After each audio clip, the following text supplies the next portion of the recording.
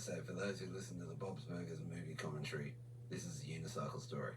It was 1987, and my father and brothers and sisters were walking through the bush, and they spotted something in the trees, and they found this thing that was like a unicycle, but it had like the wheel at the back, but then it also had these like roller skate wheels on the front.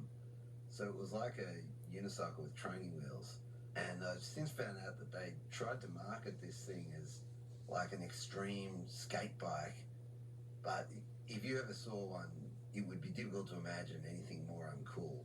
So I started riding it everywhere, and one day I rode to my friend Paul Gaz's house, and his house was quite a long way away. It would have been about a 30-minute walk or probably 50 minutes on this unicycle, and it was on the way home. I was riding along this highway, and I was going past a block of units, and I looked down the driveway, and then I saw this gang of kids all on these awesome racing bikes, and then I saw them all turn, and they would have seen this. So I knew I was dead, and I started pedaling as fast as I could. And the footpath had a gentle slope to it, which meant I was going at about the speed of a brisk walk.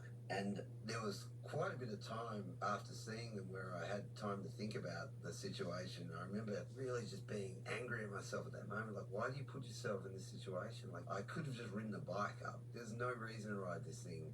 It's taking forever, and now I'm just going to get beaten up. And then it was this moment, the leader of the gang cut in front of me, but somehow my pedal was coming up and got in his front spokes. The best part about it was I just very lightly just stepped off the back, but he went head over the handlebars, his bike just flying, bloody unicycle stuck in the spokes, and it was just the nastiest crash. And I just stood there staring. I was just frozen, and all his mates pulled up around beside me, but none of them were even looking at me. They were just looking at their friend, and what a pizzling he just copped.